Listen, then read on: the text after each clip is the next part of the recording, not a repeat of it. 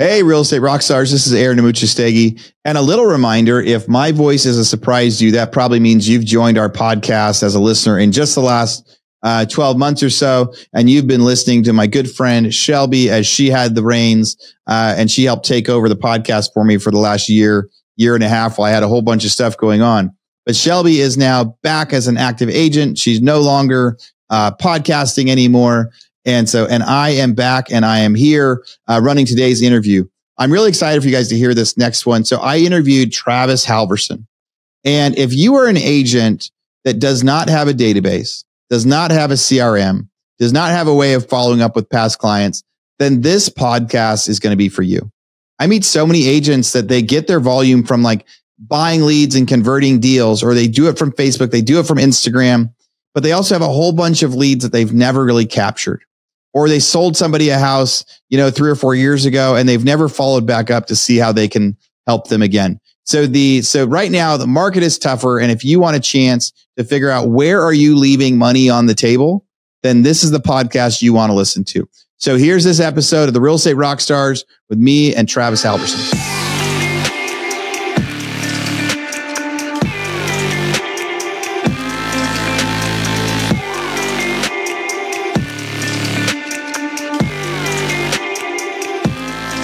Travis Halverson. Hey, first thing I need to say is welcome back to the podcast. So you reminded me before we came on here that 2-3 years ago, Stephanie Brackett emailed you about some interviewed you about some ISA tips. And since then you've kind of been blowing up your business. Do you remember that first interview you did with Stephanie? Oh, yeah, I do. Yeah, it was a long time ago, 3-4 years ago, basically. Yeah, she asked me a ton of ISA questions of funny enough, when I worked on her team in Idaho Falls before I was out here, she helped me do everything, right? My mom worked really closely with her as well. So it was cool to have me be on the podcast and just ask me all the things I love about ISA stuff. Well, I think it's really cool how you've been able to kind of blow up your own business. And now you have your own podcast and you're on stages all over the place. But I think one of the cool reasons to have you back on today is because there's a lot of our world that is different than it was 3 or 4 years ago. And probably a lot of it that's the same. Yep. There's probably some tired and true methods that are going to work whether the market is good or not. But it's definitely a different sort of a transition. So my understanding right now is teams will hire you and say, hey, well, I guess let me see. You help them get leads and then you help them convert their leads, or you help them convert the leads they already have, by setting up software, things like that. Yeah. So, it started with just basically going in their database and helping them set up their database for success, and then coach their ISA on how to do it and really try and set that whole platform up. And that's where the ISA coaching came into play. But the more ISAs I coached, the harder it was. I would realize that they wouldn't ever really stick around for the long haul. Career ISAs come and go because they're not always taken care of. Some people call them the unicorn position, right? You couldn't get someone to stay in that position because they'd want to become an agent. So I saw that happen a lot. And then I realized you know what, I should just do it for them, right? So we were able to hire VAs to set them up and actually put them in databases to just convert the leads for them, just because I wanted them to see the success of having an ISA and getting opportunities sent to them. So depending on database size, we'd have someone talking to 300 plus people a day inside their database and really set them up for opportunities and just, just hand them off to them the right way. Yeah. Well, let's see if we can do this. Let's see if we can actually, on today's podcast, kind of coach people and teach people about how to build their database, how to start some of those conversations, the things they should be doing. And then they'll get to figure out that if they want to be able to do all this stuff themselves, we'll give them the blueprint on how to do it. And if they get to a point where they're like, hey, I'd rather focus on sales, maybe I need somebody like you to help a little bit more on the back end, then we go that way. So let me start. We have so many agents that have, done their first couple years. They have done, let's say 30 or 40 deals, right? They were a good example. I've heard this story so many times. They were getting leads from Zillow and they closed a certain amount of those leads and they haven't done anything with the database. So if somebody comes to you at the beginning and goes, hey, I've sold 40 houses. I don't even know who to start texting to. How do they start building that database for a word? If you're going to say hey, build a spreadsheet and put all this in it, what are the people they should put in there and what type of info should they put in there? So I've always come from the thought process of just the theory of how many people you can actually handle in your name, right? Like, so I've always been told that you can only have like 150 names, numbers, and emails of close friends that you can keep track of. That's why I always tell agents, like, if your database is bigger than that, you're going to need help. Like, the amount of people that you can handle is never going to increase, right? It's never going to go more than 150 because your brain capacity isn't going to allow you to go show homes to all these different people. But you still, like, the database is going to continue to grow as you meet more people. Your raving fans will still stay around, but those random sphere of influence people, or those PPC leads, or those Zillow leads that you're getting, Realtor.com leads you're getting, all those leads are going to come into your database.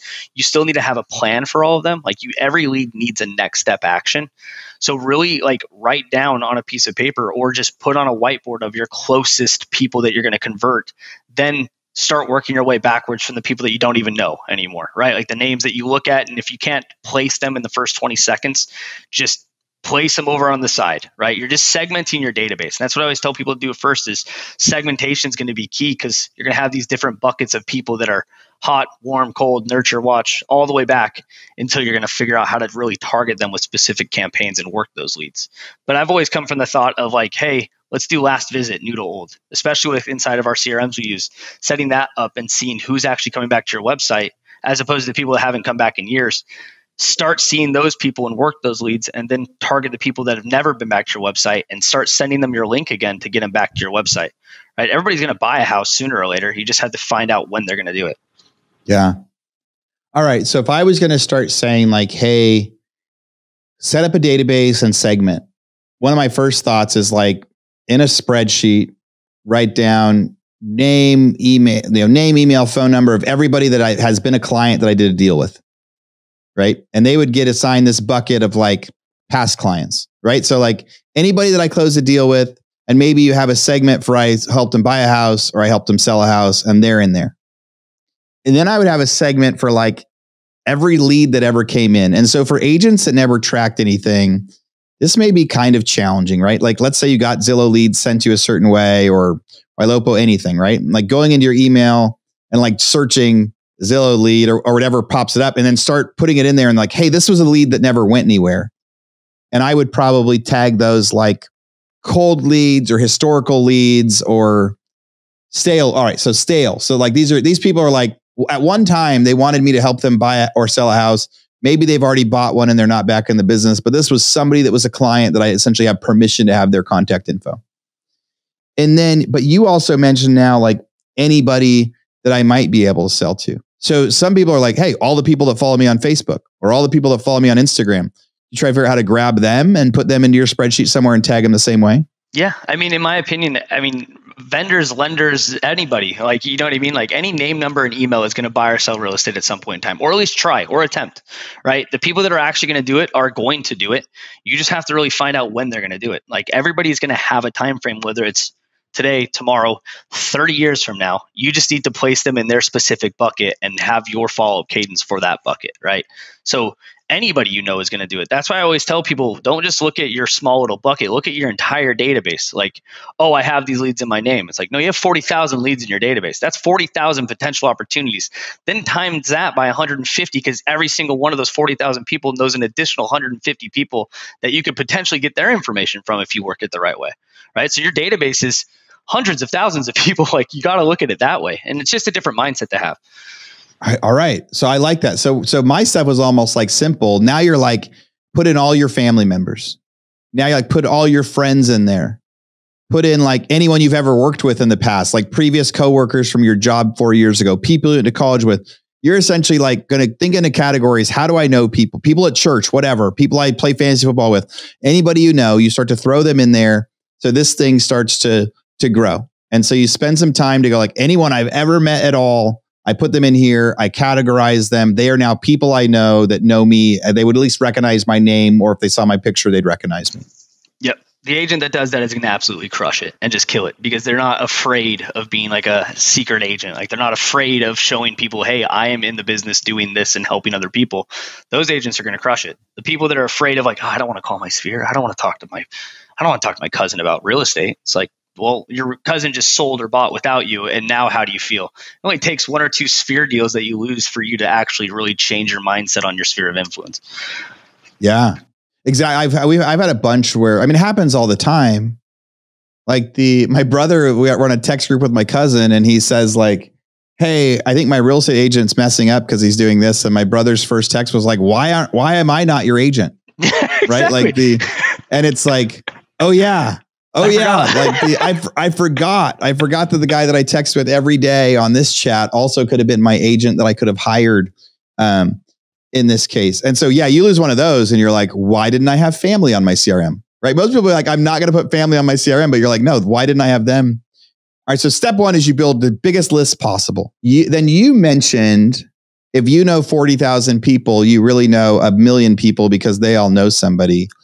How do you get those new people that they know to become, or maybe I'm going too far ahead. I want to ask, like, how do you get them, their other 150 people they know, how do you get them into your sphere? How do you like have those conversations or those emails or those tracking?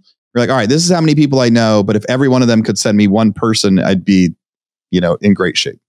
Yeah, so this is really where it comes down to like the level of agent you are, or at least the level of where your copy is. You know what I mean? And like John has told me all the time, a copy is king. Like whatever you're going to do and however you're going to market yourself and like the language that you're going to put into your emails is really going to show you the results and what you get. Like once you have that giant database of those 40,000 people and you're trying to get their 40,000 people, you know what I mean? Like you just got to figure out the way that you're going to word it. You're going to have to figure out the way that you're going to market to that database and saying like, hey, just because I'm licensed in this state, like I'm more than happy to help your friends and family be taken care of in other states as well. You know what I mean? Like I would love to help the people that you may know get taken care of in this crazy environment of the market that we're in right now. You know what I mean? It's just the way that you're going to use your language and your skills in real estate to really get to the next level.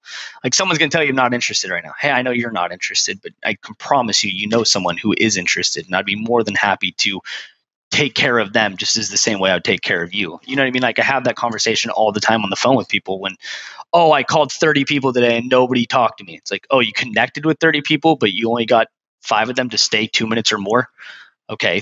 Why did you not go deeper? Why did you not wait for that second no or the third no? You know what I mean? Like that's where it comes down to being a good agent, but it all comes down to what you're saying on the phone. You know what I mean? Or saying in those emails and text messages. All right. So people have made their list and they're like, all right, Travis, I'm ready to make 50 phone calls today. I've never done this before. I've never really gone after this. There's a lot, because again, there's a ton of successful agents that they've essentially got leads, converted leads and done this. And now they're like, wait, real estate's harder now. I got to work a lot harder for my deals. So they go, Travis, I want to call 50 people. Which 50 people should I call today? And what should I say? Yep. So, I mean, if they put them in their list and there was not like a CRM and it was just like an Excel sheet and there's no way to see notes or past history or anything like that, then at that point, you're just shock and blasting your database and hoping, right? So, I mean, if you have nothing, you're basically just ripping a page out of a phone book and calling it. That's great. Like that's better than nothing. You know what I mean? Anything, sending a text message, making a phone call, sending an email is better than nothing, right? What I would always tell people to do, if you're going to cold call that list, I would always recommend cold text the list first. Because 9 times out of 10, if you're going to call a lead that you've never talked to or texted or emailed before or done anything, and this is the first time you're calling them, you're just going to pop up as potential spam or unknown dialer, right? Like that's just the way that iPhone, Android, that's just how settings work now. But now if you text this list first and say like, hey, this is Travis with company name, or hey, if this is first name, last name with company name, you know what I mean? Send them a text message first and then call them.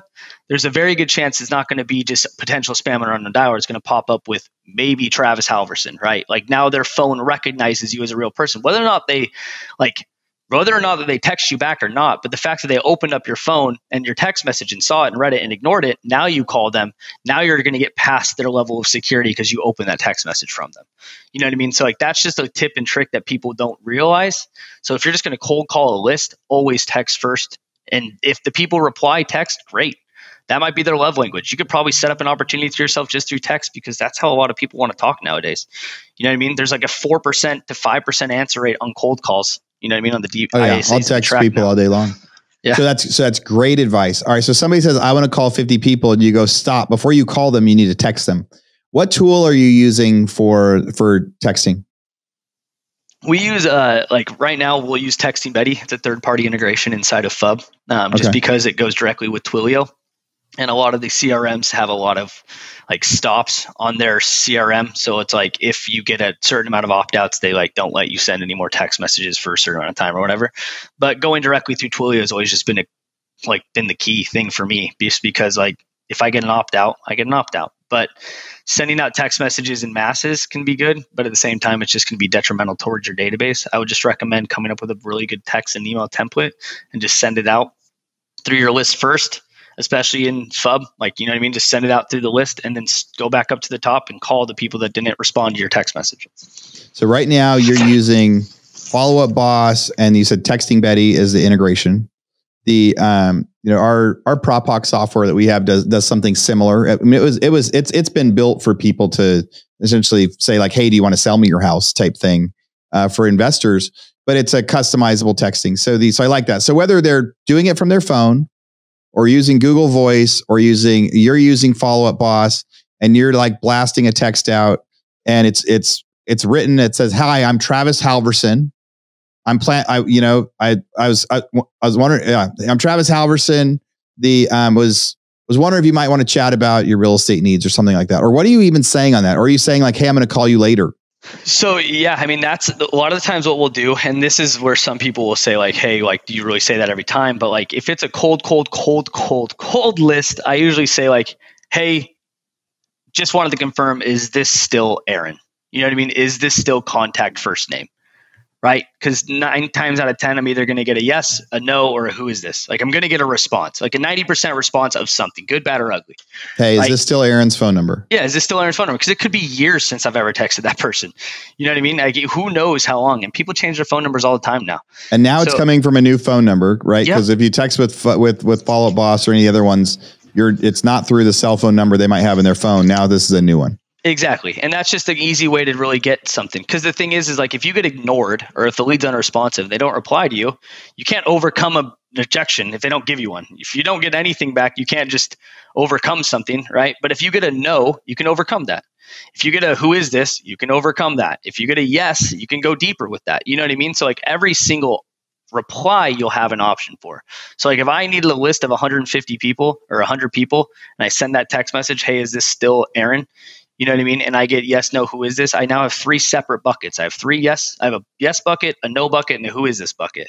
Now I have 3 more text templates, 1 for yes, 1 for no, 1 for who is this. And then from there, I just literally build a spider graph going deeper and deeper each time till it gets to the point where I've set up an appointment for myself. Yeah. So they go, yeah, this is Aaron. And then what's your next text?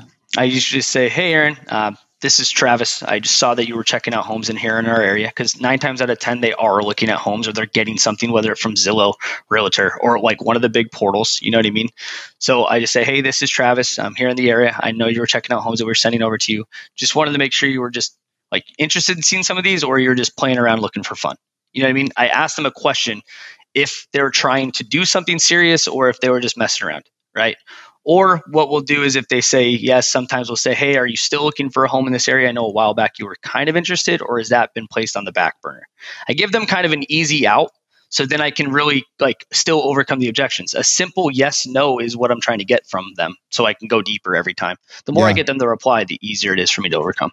And I guess if it's like that list of kids you went to college with, right? It's a little different. Your pitch is like, you're like, hey, this is Travis. Like, I know this is, a long shot, but I'm a real estate agent right now. I'm trying to see if there's any of my old friends that I might be able to, help give some advice to or help in any way. Do you have any real estate questions? Exactly. Something like that. You're building like an action plan or like a responses or text messages per like your buckets that you're building. However you segment your database, college buddies, old coworkers, like high school friends, like each one of those people is going to get something different where it's based off of like what you had with them. Yeah. And so it's like, hey, it's been a while since this, been a while since we worked together, been a while since here, where do you live? You're just starting to try to create these conversations, let them know you're an agent. And and then at some point, and as you just do these like smaller questions, you go deeper and deeper. It's either getting to a point where they're like, oh, I actually bought a house, or I actually have an agent. And then some of those are cool. Well, if you have any questions about anything, I'd still love to help out. Or it's like, hey, do you know anyone in my area? Or they go, oh, I actually live in Washington. It looks like you're an agent out here. Where you're like, well, I can actually help people in Washington too, or whatever. And so I guess building a referral network at that point. So regardless of what they say, I guess the biggest goal is, one, start a conversation. Like first, you're building a giant database. Mm-hmm. Then you're trying to start a conversation with them. Mm-hmm. And then regardless of the conversation, you're trying to see what sort of a lead you can convert them into. Yeah. And so when we're trying to buy someone's house, first we're trying to say like, hey, do you want to sell your house for $100,000? And they go, no, I want to sell it for 150. And we used to go like, oh, that's not going to work because it's worth 150. And now we go like, oh, well, I have a friend that's an agent that could actually sell that house. Would you like to transfer it over? And so I like the idea of you're going to get a no. And so, but instead of saying like, okay, this is now a worthless lead. Yep. Then you could even go into hey, is there any chance you have a friend that's looking to buy a house in the next year that you could just send them a link to my website and tell them if they want to do any searching, I could provide this sort of value. So you're just trying to keep a conversation going, and either you're tracking it in a spreadsheet or in Follow Up Boss or whatever your CRM is, and keep that going. Yeah. So you're talking about, you also mentioned like your website and tracking your website to see, who's looking at things in that. So what is that part of the technology like for someone? For somebody that's just been an agent for a couple of years, they haven't done that. Maybe they have a website that they built, but it doesn't link to MLS, or it's not, a feed.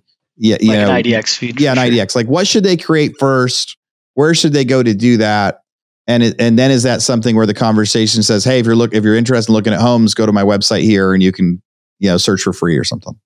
Yeah, I mean, I always tell people it's like, just to be really successful in real estate, you don't need that was the whole shiny object syndrome that a lot of CEOs that I meet with get a lot of the times. You know what I mean? Especially when it comes to real estate, there's so many different things out there that you can sign up for it and do. But it's like realistically, you just need a database, an IDX feed, and some sort of way to communicate with the leads in your system. Because if you can see when people are coming back to your website, so like for instance, with me, like I've always used like YLOPO. I've always been big with them, right? And like I always just upload databases into YLOPO that have like a generic listing alert, because like I don't want to just shock and blast the database. I'd rather just send out a mass listing alert of something generic to all these people. If they click on it, great, then I can go after them, because that means they're looking at it. It's a right email. I got their name probably right, which means now I can go after them and ask them, hey, like I'm the guy that was sending you properties. Like, is this what you're doing? Like, or is this what you're looking for? You know what I mean? So tell everybody what YLOPO is. So YLOPO is it's like a marketing company or a platform that you can like really plug into that does like they do PPC leads, they do like seller leads, they do a lot of different things where you can really set yourself up. It's like a tech stack. So it's really a plugin for your tech stack. So with Follow Up Boss not being an all-in-one, Follow Up Boss doesn't give you like an IDX or a website. You would get a website through like YLOPO and plug it into Follow Up Boss, and just so it'd make it all in one at that point. And then they have like a template. So the people can go look at that to like get their template site set up where people can fill out forms, people can search, you can track it. And then you can actually see like, oh, John went back to my website 4 times this week looking at houses. So now your conversation can be tailored a little bit more when you text him, when you call him, and when you start doing, outreach on the pay-per-click.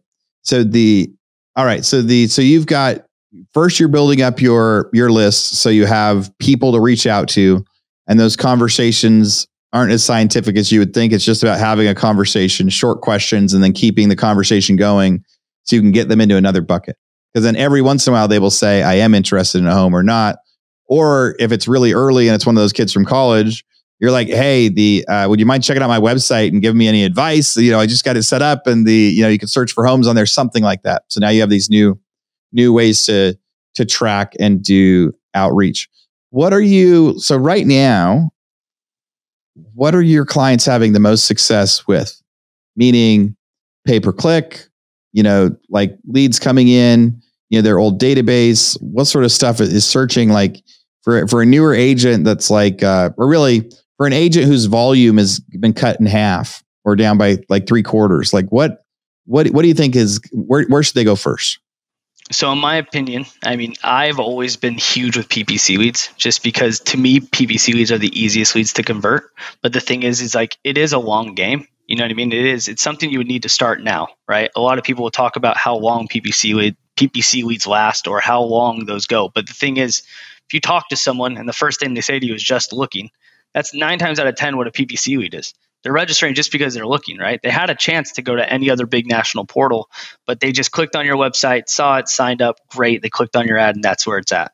That just looking 90 days from now turns into, yeah, I'm a little bit more serious. Then 90 days later it turns into, hey, we're going to be in town at this time to go look at properties. I've been looking at your listings for the last 6 months now.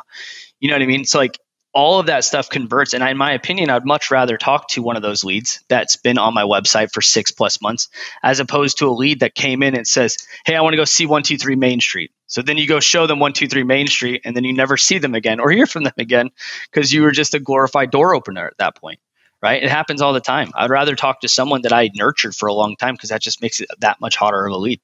So PPC lead is really crushing right now for a lot of the teams that I work with. Yeah. So and those PPC ads is that through YLOPO? Is that like Google pay-per-click? Somebody is trying to buy a house and those PPC leads are sending people to your website? Yeah. So for instance, with the company I'm partnered with, Easy Home Search, we will set up teams for success that way, through PPC leads. That leads are coming to the website from their area. We'll push them directly into their FUB, and they're just names, numbers, and emails that we're looking at properties in their area. And then they were really able to work those leads and get those. And then from there, they take them, put them on their IDX platform, whether they have YLOPO. So they would just come into the website and they would go into their IDX. So now they're getting listing alerts from that specific company. So now those leads are being nurtured and just forever nurtured because they're just set up on a listing alert so they can consistently keep watching that stuff. All right. So how much should people expect to invest in pay-per-click? So people are saying, all right, I got my website. I've got my database, and now I'm doing emails and texting and calling and outreach. So I'm reaching out to people that are the people I never knew, trying to see who I can convert and to continue to grow that database. And then eventually you're going to try to get those people to go to your website because it seems like the website tracking is the way that you can really see who's a hot lead and who isn't. And then they get their website set up, and now that people can register on there, they can be tracked and you can do more with it. And then you start your PPC, and the PPC says, homes for sale in Austin. I click on it. It goes to your site in Austin where you're helping people sell houses. What is so whether it's through Easy Home Sell or people trying to do it themselves, what's the budget they should be spending? How many leads will they get with that? When should they expect to actually see an ROI on that? So the cool thing about it is it just depends on your area, but each area obviously will have a different cost per lead. Just depending on what kind of volume each area is doing, you know what I mean? Depending on how much Google space that people are actually clicking on or how many ads are out there, right? Cause right now I think a lot of that stuff is being just chunked down by a lot of the political ads and stuff like that. So it's it costs more money than to put your AdWords out there, right? And so a lot of that traffic is driven that way. But realistically, once we send it out and you said Austin, yep. So certain areas like that, you're looking at I don't know, somewhere's $30 to $40 per lead sometimes, right? And that's where it can get crazy because some places here in Myrtle Beach, we were I don't know, $9 a lead. Yeah. $8 a lead. So it just depends on your area and other people that are driving traffic in that area. You're basically paying for space for those ads, right? You're paying for those leads in that area. So depending on who you're having run it, because different keywords and AdWords and stuff like that, if you have a really good tech guy who's good at AdWords or a really good PPC guy, you could get really cheap PPC leads, but they're still the same quality. You know what I mean? Yeah. Yeah, there's a lot of stuff that goes into that. So that's a good expectation for people to have, right. So they do the, so you're going to pay $8 or $9 to have somebody go to your website. Yeah. They may click on the link or they may not click on the link. Yep. So the key is if you're going to invest in PPC, you want to have the back end stuff done first. Before you invest in PPC, it's you want to have your database, you want to have your CRM, and you want to have a website that people are going to want to put the info in. So that's why hiring somebody like YLOPO or one of the templates, there's millions of companies out there, but I used to love building sites by myself because it would save money or whatever else. And they were great, but finding one that is actually proven to convert, because you don't want to pay $8 a lead knowing that maybe 1 out of 10 is actually going to get fill out your site. right? So do you think that's the right number? What do you think of the real number of conversions is? I mean, somewhere where people are converting, some people are converting at like a 50 to 60%. I mean, just depending on like what your capture is. I mean, and now it's getting harder and harder because a lot of those companies and just companies in general are requiring you to have like all these different opt-ins. Like you have to have a checkbox, you have to have the right language, you have to have all these different things. So, I mean, conversion rates, in my opinion, are always going to continuously go down the more that TCPA violations and things like that. Because it's like, oh, if you get this lead brought into your system, like you want to require you want to require a name, you want to require a phone number, you want to require an email. But the more things that you require, the more things that you put in place, the less you will actually convert those leads. You know what I mean? The less those people will actually be pushed into your database, because some people will come in with no name if you don't require it, right? Or some people might not give you a phone number if you don't require it. But you'll get higher like volume, but getting no name and no number doesn't really help you. Yeah. Yeah, that makes sense. All right. So you're like, so people are paying for leads. They're going to get some people to convert. By converting, they're giving you their name, email, and phone number. So they're essentially, but at that point, they're essentially saying, I'm a pretty real buyer, because they're not going to give people their name, their email, their phone number, and click all those opt-ins if they don't want the info. People don't really do that for fun, not very often, because they also know that by opting in, people are going to start reaching out. Exactly. But I guess that's also why then you reach out to your friends and family and say, hey, I just built this really cool new website. If you have any interest in like searching in your area, click on this so you can see what leads you can get to actually opt into your website for free, so they can start searching and you can start measuring where they come from. So after pay-per-click, is there any other kind of lead source? Do the websites ever get leads without pay-per-click or without sending your own people to them? Or do you have to take action to get people there?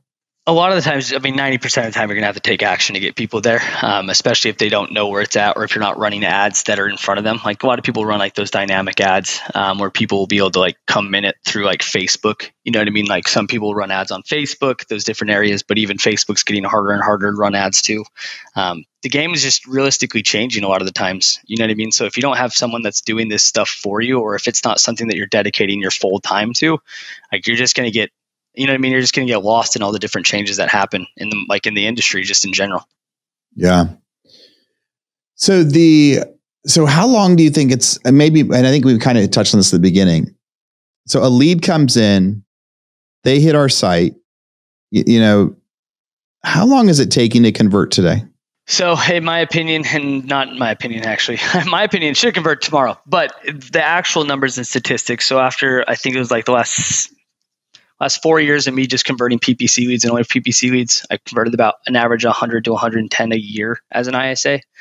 Like I would say we saw about 11 to 12 months before the lead actually turned into an appointment. So on average, 11 to 12 months before it turned into an actual appointment, and then 53 days from appointment set to contract.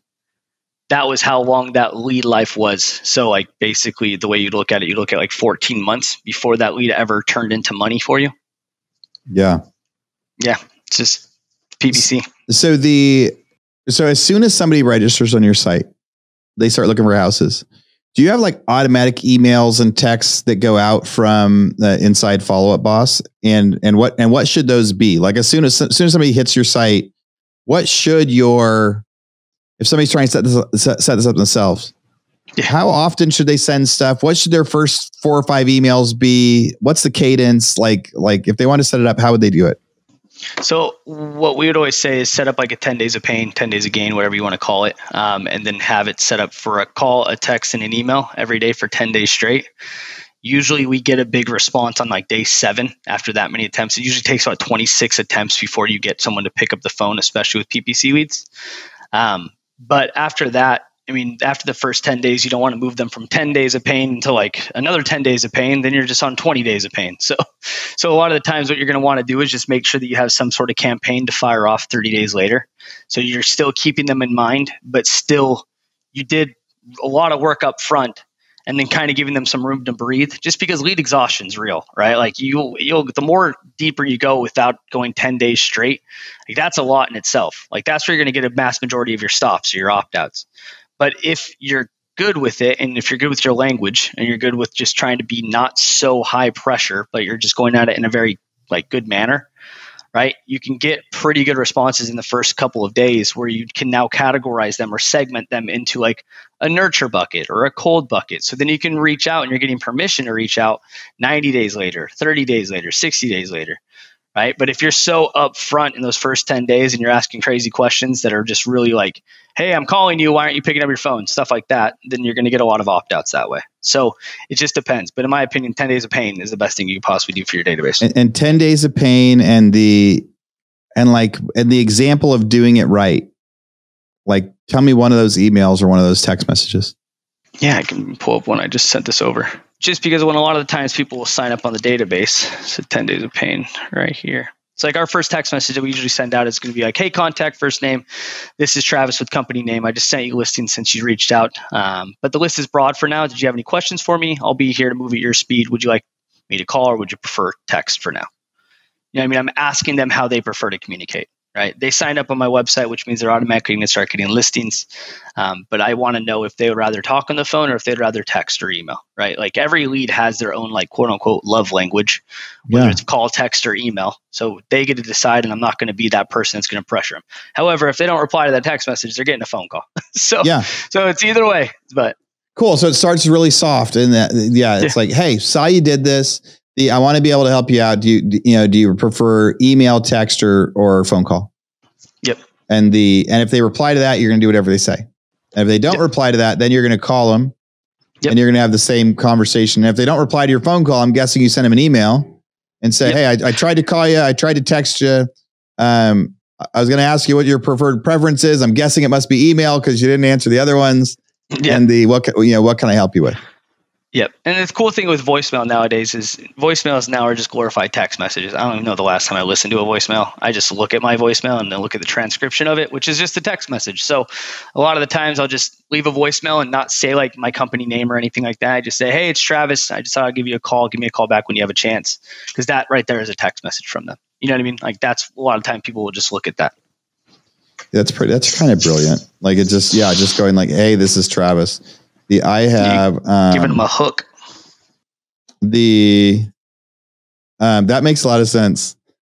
Just going like, hey, this is Aaron, because I've had people that I called back and had no idea where it's like, this must be my friend, must be somebody I know. Yeah, you don't know who it is. Yeah. So, let me see. So I could see that being the thing. Hey, this is Travis. And then they call right back. So I like that as a hook on the conversations. So as people are doing it, you're talking to a lot of agents out there, but then those leads are converting into what sounds like mostly buyer leads. So everything you have it set up for sounds like most of it is PPC to go to my website so they can look, they become a buyer, I get a chance to represent them. Once people say like, yeah, I want you to start showing me houses, things like that.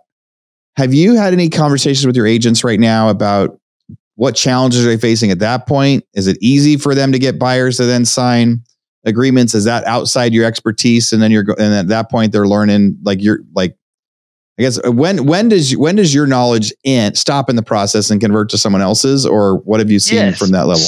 So, I mean, like I used to, as an ISA, I'd always get told if I could get, like, we'd always have challenges where an ISA would try, because we're licensed, right? So, like, as an ISA, I was always licensed I could get the buyer's rep. If I had a good relationship with someone and I was really doing my absolute best to take care of this person, I could have that conversation with like, hey, me and Aaron are going to take care of you. I'm his assistant. Just understand that what we're trying to do in this industry is make sure that you're always taken care of, because there are a lot of people out there that will take advantage of you, right? As a first-time home buyer or like whatever, right? So I'd always have that conversation up front as an ISA. A lot of ISAs can't have that conversation because that's where you're starting to get into like conversations of like legality and talking about signing this BBA or signing all these different things. But like, if you're skilled enough to do it, or if you're strong enough to do it as an ISA, then yeah, absolutely have that conversation. Set your agent up for success, because that agent's going to have to do that exact same thing or get that conversation signed. But if I hand you a buyer and say, hey, this person already signed a buyer's rep with us, it's that much harder of a lead. Yeah. I like it. So I guess kind of one of my last thoughts or my last question is, so you've been working with tons of agents that are investing a lot of money in this, and then they're seeing their ROIs. If somebody's going to go hire a service to do this for them, what's their commitment like? What should they be expecting to invest And then what should that convert into? So, I mean, realistically, if they don't have any, and you're saying like if they don't have anything starting from the ground up, right? Yeah. Yeah. So if they don't have anything starting from the ground up, I mean, like just Follow Up Boss just natively, I think it's not very expensive, right? The IDX is going to be your biggest thing that you're going to want to pay for. And that's always going to be great for you because it's a massive investment, and it's a great investment because you want to know when the people are coming back to your website and looking at that sort of thing. I mean, and if you do that with something like YLOPO, I mean, you're going to want to just increase your ad spend. I mean, you're looking at anywhere of like, I don't know, $3,000 a month to just have a good solid amount of leads coming into your system, a good CRM, a good IDX feed, and all of that stuff for a single agent, like $3,000 a month to probably net, I don't know, God knows, depending on how good you are as an agent, like you're going to blow it out of the water. You know what I mean? It's relatively simple if you don't overcomplicate things or have that shiny object syndrome. You know what I mean? Yeah. And then, so how many deals have you helped people do this year? You said? Oh man. Right now we average about 20 opportunities a month per team. We have about 80 teams that are currently signed up with us. I would say most teams will see opportunities purchased within the first like 1 or 2 a month for the first 3 months. And then after that, anywhere upwards of like 3 to 4 a month. So yeah, it's a lot. I mean, we've sent out close to about like 15 million texts and emails so far this year. That's crazy, I guess. And I guess to put in perspective, that's how it's happening. And then how does it compare to the market 3 years ago? Like, I guess that's the biggest question. Like it's like conversion rates, dollar volume wise, is it easier right now because there's less competition? Is it tougher right now because it takes forever to get people to buy? Like, just how is it different than it was a few years ago? So, I mean, I have clients that are up 25 to 30% year over year. You know what I mean? Like they're blowing up. It's because they've doubled down on the things that they were doing years ago. You know what I mean? Like when people were getting scared of the market, they were like, screw it, let's double PPC spend. You know what I mean? Let's double the marketing and what we're doing. Those teams that leaned in heavily to that are really reaping the benefits because they are starting to see the increase because they didn't get afraid. You know what I mean? I would always tell people, don't shy away and just lean in if other people are starting to shy away. So, I mean, it's just the people that are taking advantage of this, like the unfair share, like those people are just starting to really win. Yeah. Yeah. So listeners, when you're out there right now, like hopefully this was a, productive, informative podcast to know that even though today's market is different, there's lots of opportunity out there if you're going to push for it. If you're going to drive for it and you're going to, try to form the opportunity. And maybe the biggest lesson to take from this is if you don't have a database, if you aren't starting to track like all the people, and I would say, I'm guessing most of the people out there don't have a list of like, here's the people I met at church. Here's the people I went to college with. Here's the friends that I play ultimate frisbee with. But in the reality, if you want to be a successful agent today, and you're struggling right now, then this could very well be the avenue for you. And if you want to have being an agent be your career, and if you want it to be your career when volume is down, 70, 80%, with rates and everything else, then if you want this to be your career, then this is the thing to try. Rather, it's probably better to tell all your friends, hey, I'm an agent and send me your business than it is to quit being an agent at this point and go find a different line of work. It's at least worth telling them that. Travis, this was really informative for me. If people want to learn more about what you're doing, they want to get advice, they want to see you speak at any of the other conferences, what's the best way they can learn more about how they can do this for themselves? Yeah, I mean, if you just go to digitalmaverick.com or if they go to just instagram.com/Travis Halverson with 3 N's. Yeah, anywhere they can find me. Cool. Well, Travis, thanks again for coming on 3 to 4 years later. It's been a lot of changes since you were on here last. But it was a fun surprise to get to see you on here today. Congrats on all the success you've been having, especially in a time when so many agents do need guidance on what to do next. So, Travis, thanks for coming on. Real Estate Rockstars. As always, I am Aaron Muchastegui. I am back as your host. I know it has been a while, so thanks for listening to me today. Thanks for you listeners for always. Thanks for listening.